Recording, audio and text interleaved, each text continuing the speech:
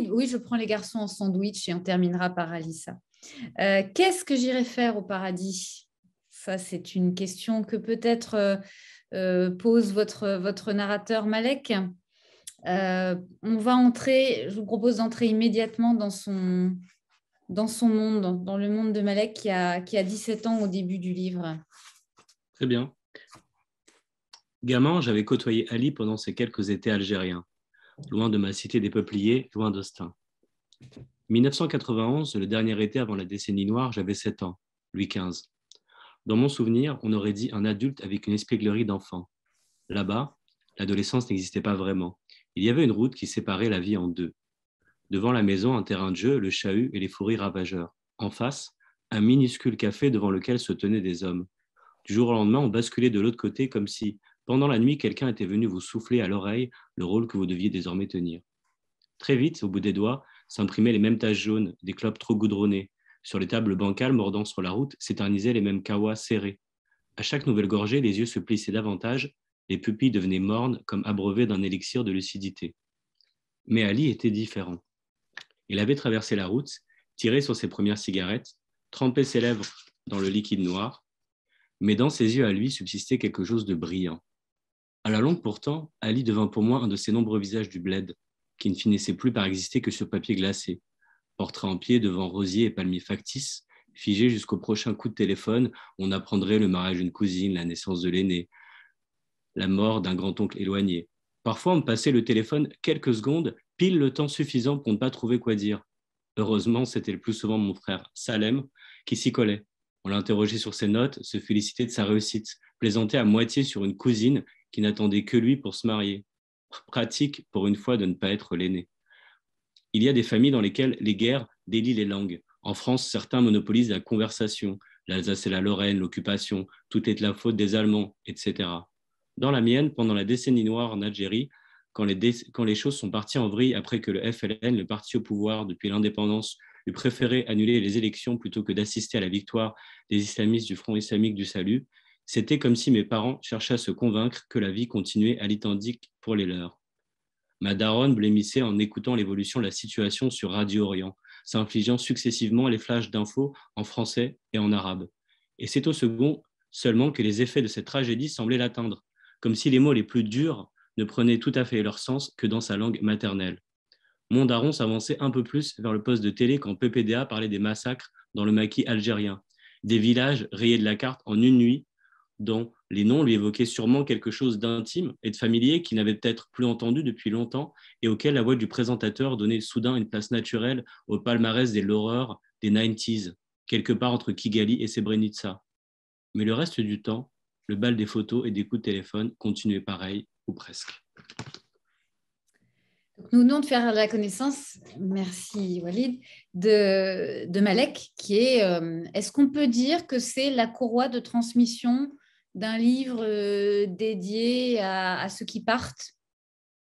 C'est vrai, effectivement, tout à l'heure, on a expliqué effectivement que c'est bien d'avoir un personnage qui est un peu à l'extérieur des choses et qui s'en fait à la fois le témoin, alors même si Malek est aussi un plein protagoniste du roman, mais c'est vrai qu'en fait, c'est un passeur, c'est quelqu'un qui est au carrefour de plein de mondes différents, qui est capable, de par sa sensibilité, sa lecture des choses, sans tout à fait tout comprendre, mais en tout cas d'en témoigner et d'essayer de le raconter avec une forme d'imperfection.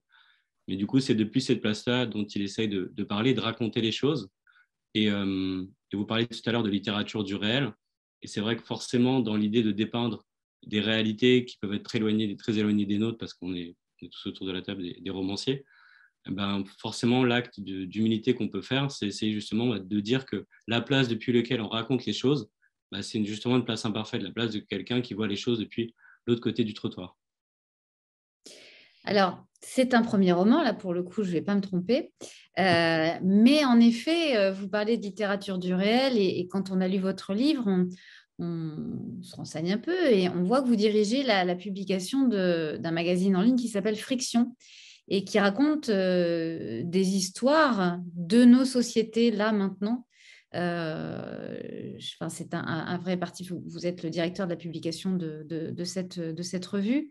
Est-ce qu'il y a dans la démarche de votre livre, alors attention, hein, c'est un roman, ce n'est pas une collection d'histoires, mais est-ce qu'il y a dans votre roman l'envie d'aller plus loin que ces grands reportages narratifs que vous publiez en faisant le pas de la fiction?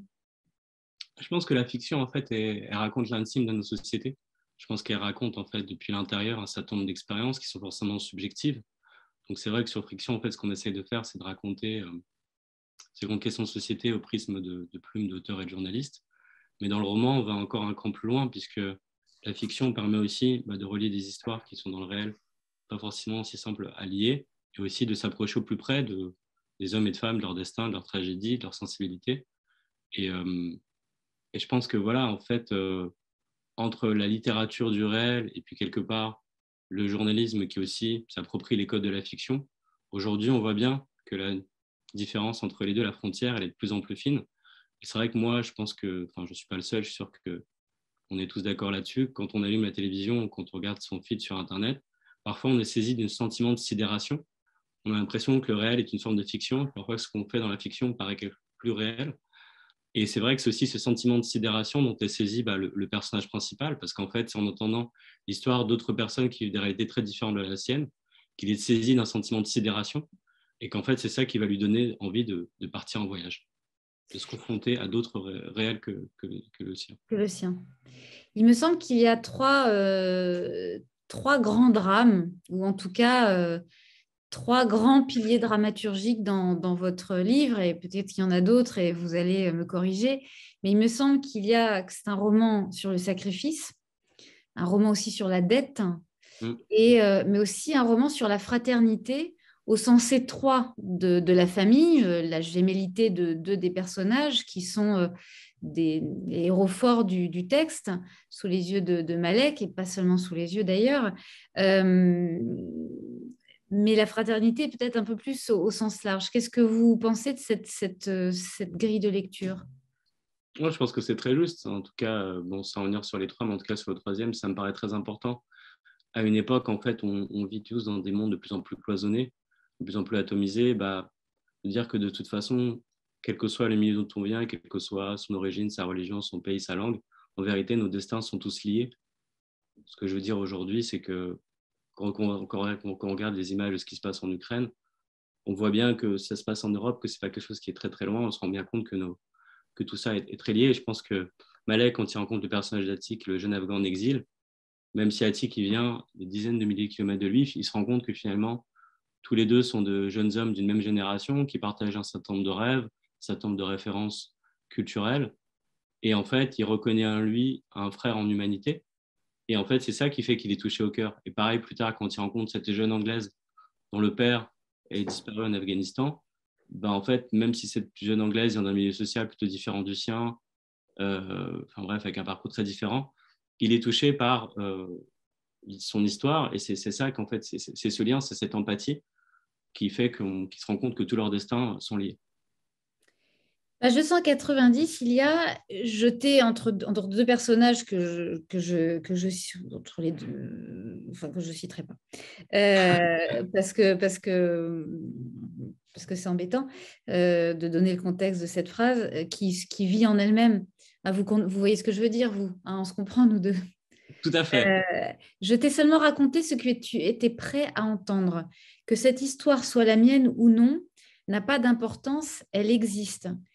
Alors, ça, c'est une phrase qui est à la fois quand on a une casquette de journaliste, en tout cas de témoin du réel, et une casquette d'écrivain, en particulier pour un premier roman, ça interroge sur la manière dont vous voyez la fiction et la force de la fiction. Parce qu'au fond, c'est un peu comme si la fiction pouvait se substituer au réel sans réellement changer nos vies. Alors, pour la deuxième partie, je ne suis pas tout à fait certain. Je pense que la fiction peut changer nos vies parce qu'en fait, elle nous donne accès à des réalités. Elle nous donne accès en fait à des histoires qu'on n'aurait peut-être pas imaginées. Et en tout cas, moi, dans mon parcours d'auteur, qui est d'abord un parcours de lecteur, je pense que très longtemps, je n'avais pas l'opportunité de voyager, de partir ailleurs. Et en fait, ce sont les livres qui m'ont fait voyager, m'ont fait comprendre que des gens qui vivent des réalités très différentes de la mienne étaient aussi mes frères et mes sœurs en humanité. Après, par contre, c'est vrai que cette phrase-là, je vois presque comme une sorte de profession de foi d'auteur, c'est-à-dire que peut-être que ce que j'écris peut paraître être de la fiction, mais si c'est une fiction qui est suffisamment bien construite et bien documentée et bien sentie, parce qu'en vérité, on peut inventer tous les personnages qu'on veut, mais ce qu'il faut, c'est arriver à rentrer en empathie avec eux ou elles. En fait, ces histoires-là, même si ça peut paraître de la fiction, en vrai, cette histoire-là, elle existe. Et très souvent, je suis étonné souvent quand je pense à des histoires, quand je réfléchis à des histoires, de voir quelques temps après, dans la presse, le personnage qui est exactement celui que j'ai créé. Par exemple, le père de Kathleen, qui est directeur de l'ONG. En fait, il y a une histoire, c'est quasiment la même chose. Je l'ai lu quelques semaines après avoir terminé le manuscrit. Et en fait, c'est exactement cette histoire-là et ça m'a vraiment bluffé. Et c'est vrai que parce que ce roman aussi travaille d'un long travail d'écriture, de beaucoup de documentation, de plein aussi d'autres choses que j'avais écrites avant. Je suis bluffé, en fait, parfois comment le réel dépasse la fiction ou comment en fait je retrouve ces éléments-là. Par contre, je pense que la fiction est nécessaire parce que c'est la seule qui est capable de rendre intelligible et sensible une réalité qui est de plus en plus complexe pour chacun d'entre nous. Et pour donner raison à Walid, Bernard, moi, je connais vraiment quelqu'un qui ressemble au baron d'Andrax. Je le Vraiment. présenterai. Oui, oui. Et d'ailleurs, son pseudo ressemble beaucoup à Andrax. C'est très étonnant et vous ne vous connaissez pas. Ça, c'est un sujet justement sur la façon dont vous brouillez les cartes, parce que vous êtes des sorciers quand même tous là. C'est assez flippant. On va donc avoir peur maintenant avec Alyssa Vance, avec L'Homme sans fil, publié aux éditions de Noël.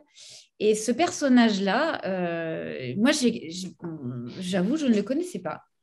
Je suis allée vérifier parce que j'avais un peu peur que vous nous fassiez le coup de Bernard en inventant quelqu'un de finalement extrêmement réaliste. Je ne vous vois plus, Alissa. On le voit, ce personnage, sur le bandeau du livre. Cet homme sans fil, comment s'appelle-t-il? Adrian Lameau. Et en effet, c'est une personne qui a réellement existé. Les autres, on les connaît, hein. Tous les autres, on les connaît, mais lui, j'avoue qu'il m'avait échappé.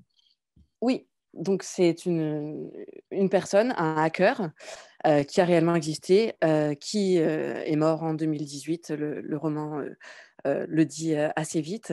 Et qu'on ne connaît pas, mais qui est lié à une affaire qu'on connaît ou dont on se souvient peut-être, qui est le scandale Wikileaks, qui a eu lieu en 2010, donc il y a 12 ans.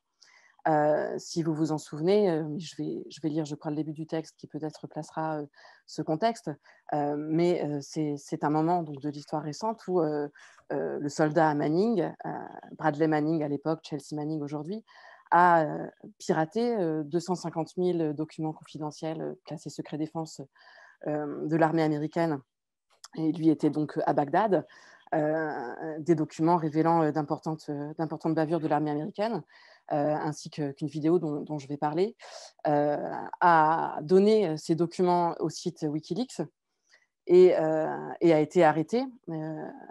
Au moment où ça s'est produit en 2010, il risquait la prison à perpétuité, peut-être même la peine de mort. Donc c'était une affaire extrêmement sensible. Peut-être que ça résonne, que vous vous souvenez de ce soldat Manning, Bradley Manning, aujourd'hui Chelsea Manning, qui a été donc Chelsea Manning gracié par Obama juste avant la fin de son mandat.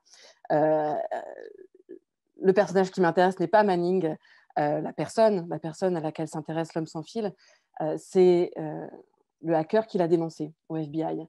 En fait, ce qui s'est passé, là je vous parle de l'histoire réelle, et après le roman prend beaucoup de liberté avec ça, mais l'histoire réelle qui s'est déroulée en 2010, c'est que Manning, depuis Bagdad, après avoir fait ce piratage et après avoir donné ces centaines de milliers de documents secret défense à Wikileaks, s'est confié à un hacker qui s'appelait Adrian Lameau et qui était un homme qu'il admirait éperdument, un homme qui s'était battu toute sa vie pour la transparence, pour la libre circulation des informations, et lui a dit tout ce qu'il avait fait. Il lui a écrit, alors il ne s'était jamais vu, mais il adorait cet homme, et il l'a contacté par Internet, sans jamais l'avoir rencontré, en lui disant, voilà, qui je suis à Bagdad, j'ai vu ça, c'est un scandale, c'est un crime de guerre, j'ai tout transmis à Wikileaks, voilà ce que j'ai fait.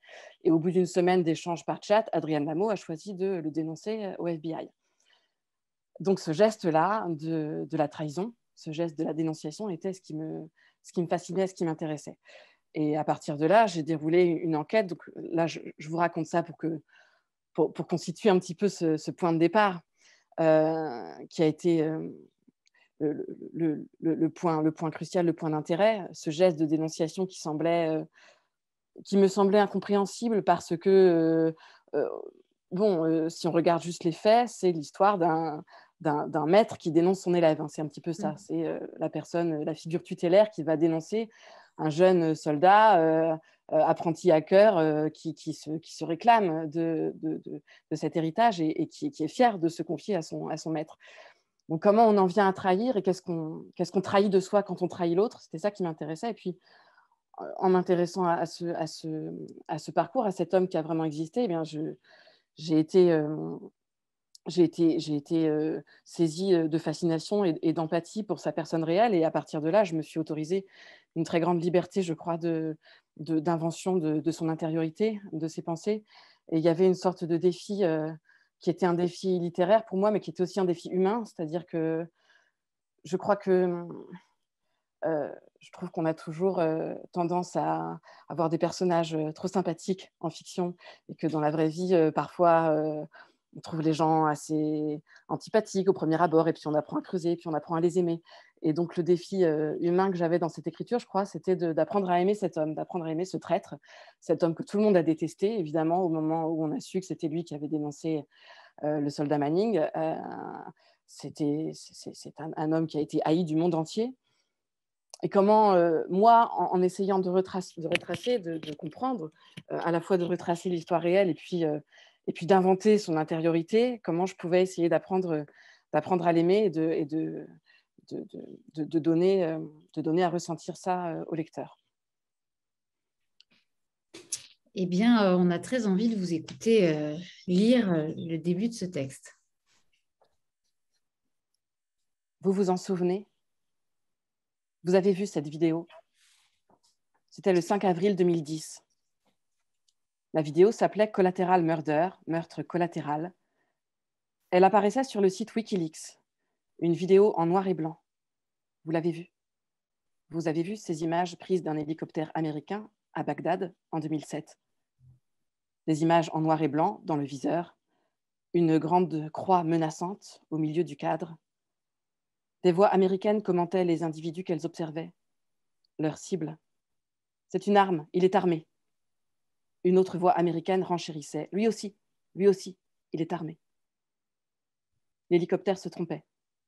Ce n'étaient pas des armes, c'étaient des appareils photo. Les hommes dans le viseur étaient des journalistes. Une voix disait « Je vais tirer, on va tirer ». L'hélicoptère tournait autour des hommes. « On va tirer, il faut tirer ». Les hommes en noir et blanc ne se doutaient de rien. Ils parlaient, ils marchaient, et puis l'hélicoptère a ouvert le feu. Les hommes ont disparu dans un nuage de fumée. On en voit certains être projetés au sol.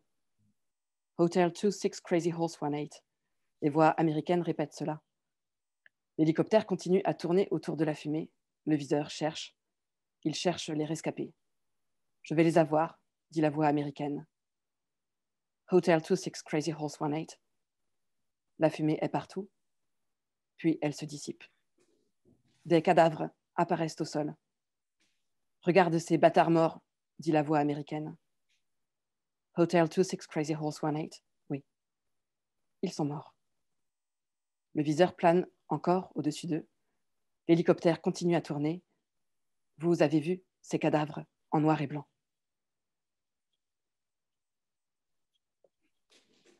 Merci. Merci. Vous voulez continuer ? Non, je voulais juste situer, puisque le premier chapitre pose cette description qui est assez...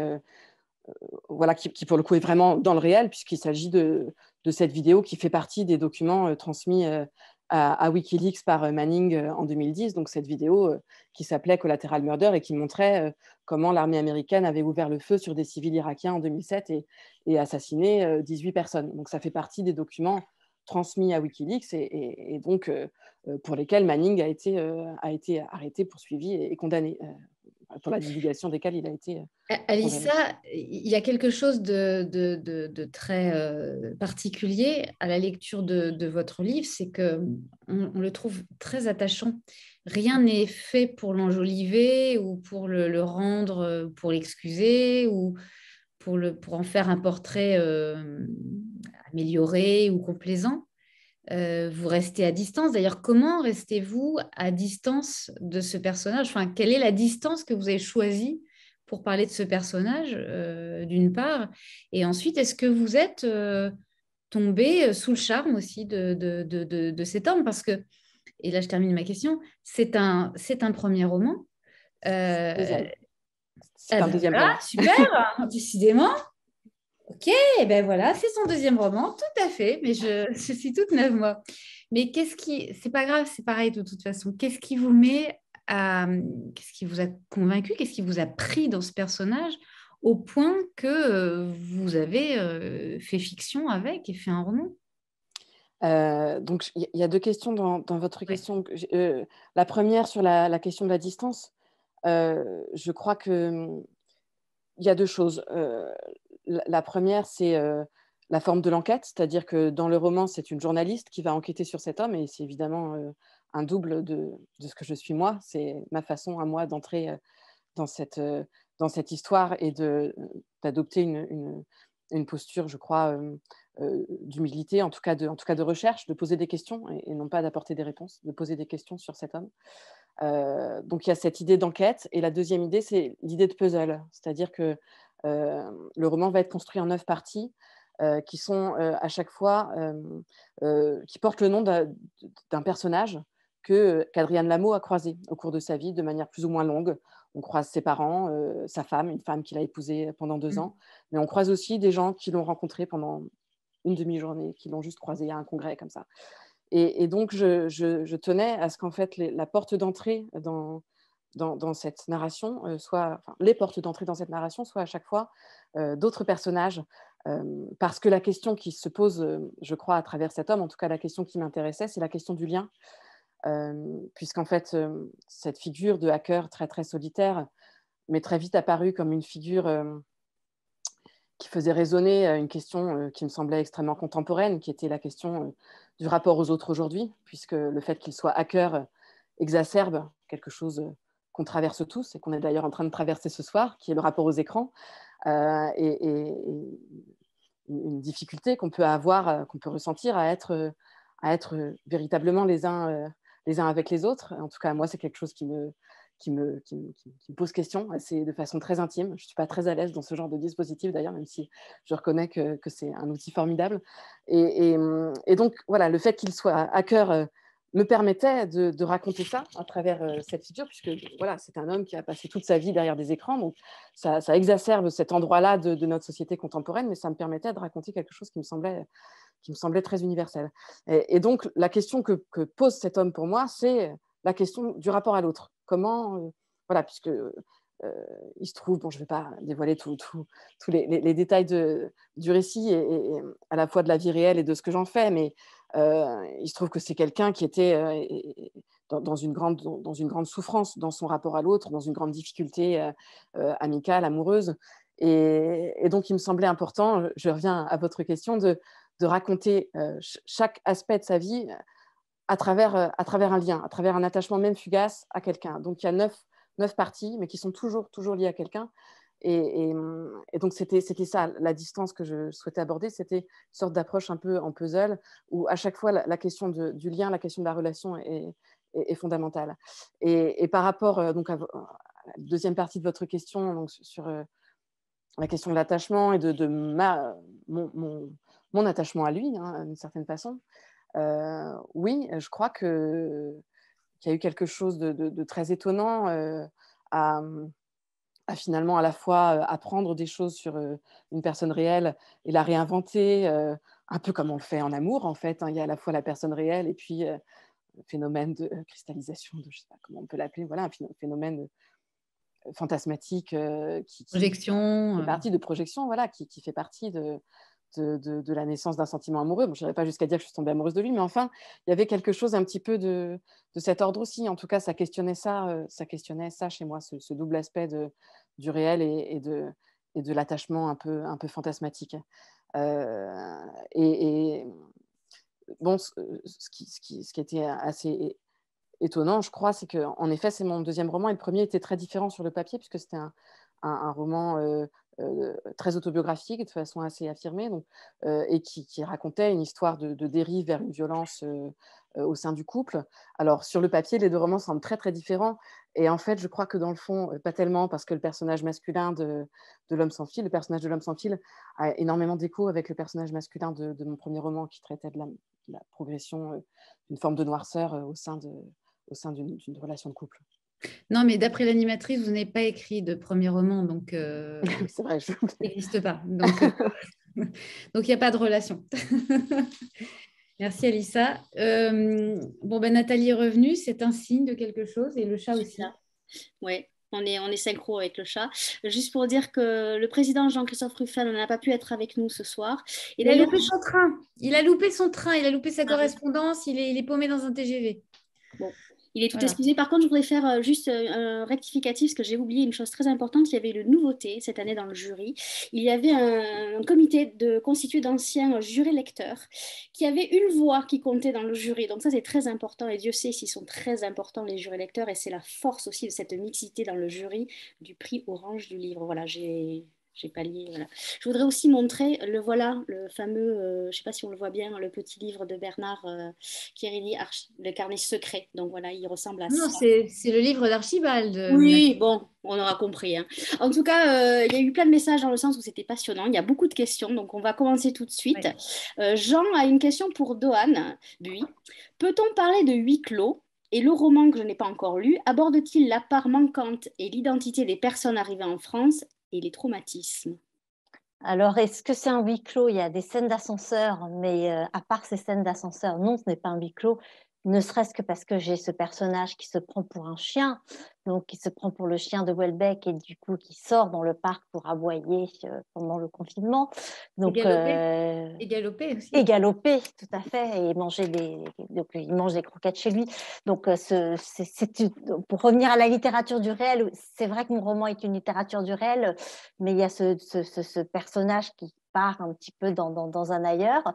Et évidemment, c'est aussi un roman sur l'identité, en tout cas sur les identités, puisque voilà, il y a beaucoup d'itinéraires d'exilés qui se croisent dans cet immeuble et qui questionnent l'identité française et les identités multiples, notamment par rapport à l'usage du langage, le français versus le vietnamien, ou d'autres langages. Donc oui, c'est aussi... c'est aussi un roman là-dessus, parce que pour revenir aux notes de bas de page, moi je me suis construite aussi comme lectrice, comme disait Walid tout à l'heure, et en fait comme lectrice, à un moment j'ai eu l'impression qu'il y avait certaines histoires qui n'avaient pas été écrites, qu'il y avait des histoires manquantes. Et puis en fait, je pense que c'est pour ça que je me suis mis à écrire, c'est pour écrire ces histoires manquantes. C'est ces histoires manquantes que je recherche aussi en tant que journaliste, je pense.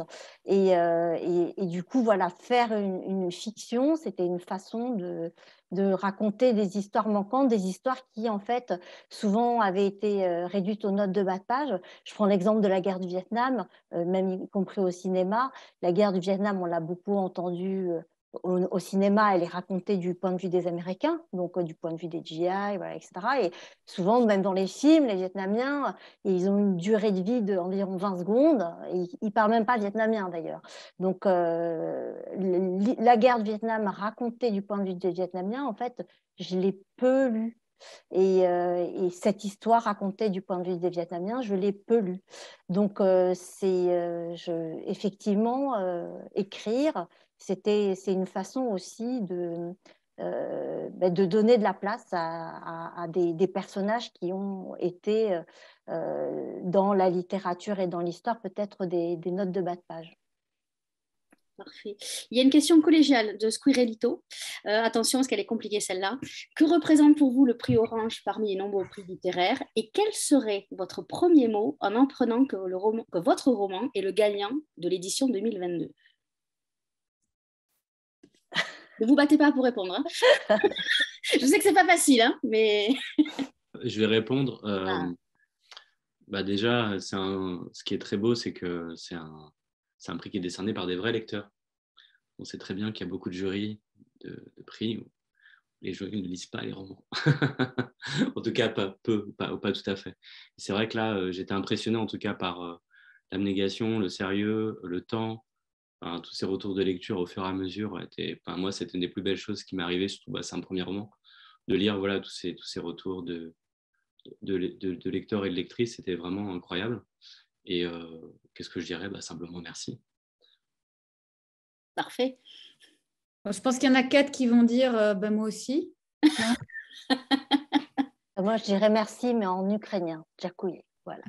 Comme je reviens d'Ukraine. Mais Walid a sauvé la mise. Ouais. Merci, Walid. Ouais, non, mais c'est vrai que d'avoir des retours directs de lecteurs, c'est quand même ce qu'on veut tous quand on écrit. Donc, avoir ces petits bouts c'est très précieux. Et voilà,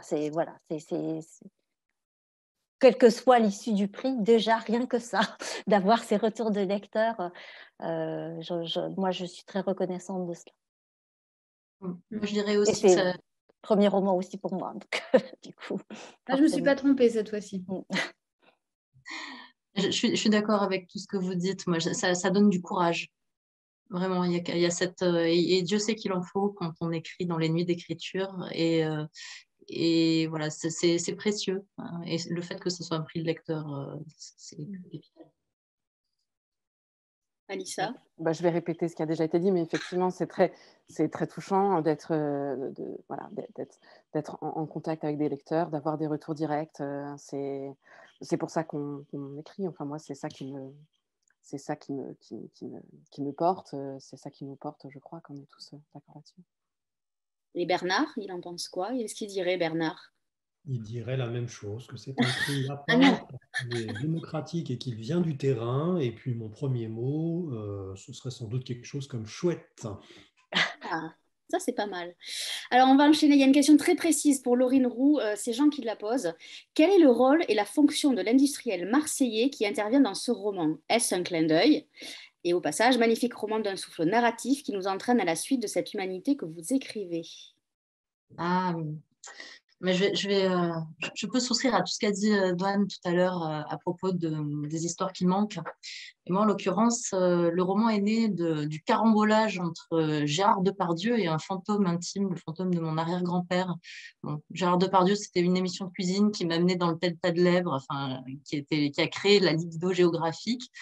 Et le fantôme intime, c'est Jean Roumiac, qui était mon arrière-grand-père, qui a, de manière assez satellite, pas dans les brigades internationales, mais en tout cas qui était un anarchiste franc-maçon, qui s'est engagé au moment de la révolution libertaire, et qui, par ses amitiés internationales, parce qu'il était c'était un patron libertaire. Alors, ça peut paraître un peu paradoxal, mais il avait une compagnie de fil de lin à Marseille et il nourrissait le rêve d'une révolution européenne internationale. Donc, il a sauté sur l'occasion et il a nourri ses réseaux en 1936. Et ensuite, quand Franco a commencé la répression, il a aidé avec beaucoup de gens autour de lui à exfiltrer des militants de la CNT, de la FAI. Par la suite, il a été résistant dans le mouvement combat à Marseille. Enfin, en tout cas, il est arrivé dans ma vie par l'oralité, par le mythe. Enfin, c'est une histoire qui s'est racontée dans ma famille et qui a été une colonne vertébrale vraiment très forte c'est un géant. C'est beau parce qu'on regarde en l'air quand on voit un géant et puis en même temps, ça fait de l'ombre. C'est compliqué. Et en tout cas, on a eu très peu de correspondance parce que tout a été brûlé, comme il y a eu des perquisitions de la Gestapo chez lui à Marseille.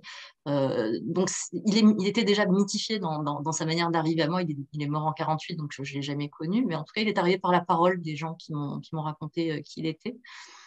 Et j'ai toujours su que j'avais envie c'était une matière romanesque incroyable et intime, terrible, et je savais pas comment l'attraper. Et il se trouve que le delta de l'Èbre a appelé ce fantôme, et il est nulle part dans le roman, mais il est partout. C'est ce qu'on m'a raconté de lui, c'est ce qui il m'a amené vers l'Espagne aussi. Et je l'ai glissé de manière un peu potage dans le personnage de Jean Laplot, ce fameux industriel qui arrive là. Et en tout cas, c'était précieux pour moi de le glisser dans le roman, parce que dans une des correspondances qui nous est restée après la guerre, parce que là, on a quelques lettres qui restent après la guerre, je crois ne pas dire de bêtises, mais c'est entre Varian Fry et Daniel Benedetti, qui est deux résistants. Il parlait de mon arrière-grand-père en disant que c'était un unsung hero. Et j'avais cette sorte de charge familiale de me dire peut-être qu'il faudra chanter cet homme-là un jour. Et voilà, donc par la bande, c'était une manière de lui... Moi, vie de Jean Roumiac, en quelque sorte, comme il y a des vies minuscules, là, c'était la vie de Jean Roumiac, mais par la fiction. Alors, il y a beaucoup d'autres questions. Ce qu'on va faire, comme on a déjà beaucoup dépassé, je vous enverrai, messieurs et mesdames, les questions par écrit et on mettra vos réponses sous la vidéo sur notre page Facebook. En tout cas, je vais rappeler que les internautes ont jusqu'au 2 juin minuit, donc pas minuit 1, mais minuit, pour voter pour votre titre préféré ou votre auteur, l'auteur qui vous aura le plus convaincu ce soir ou le livre que vous avez adoré. Karine, un grand merci d'avoir bien orchestré cette rencontre. Un grand merci aux 5 auteurs. Vraiment, c'était un plaisir de vous entendre parler de vos livres.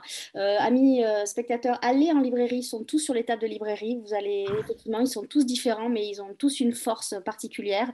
Donc, allez acheter La Tour de Doan Buij, allez acheter j'ai plus les titres. Le portrait du baron d'Andrax de Bernard Guérini. Qu'est-ce que j'irai faire au paradis de Walid Hadjar Rachedi, L'autre moitié du monde de Laurine Roux et L'homme sans fil. Et L'homme sans fil d'Alissa Vence. Alors, un grand merci aussi à lecteur.com de nous avoir permis d'organiser cette rencontre. C'est pas merci à vous deux. 5 grands auteurs avec nous. Donc, il faut les soutenir, il faut les lire. Donc, allez en librairie et votez bien. Nous, on se retrouvera jeudi avec Karen Meran pour 2 livres. Un qui s'appelle Cornichon Thérapie, tout un programme aux éditions Erol, et un autre qui sortira plus tard en juin chez J'ai lu, qui s'appelle Mon cœur serré comme une sardine. Un grand merci à tout le monde. Je vous souhaite une bonne soirée. Et on croise les doigts pour vous. Et donc, le lauréat sera connu le 9 juin lors de la remise du prix Orange du Livre 2022. Bonne soirée à tout le monde.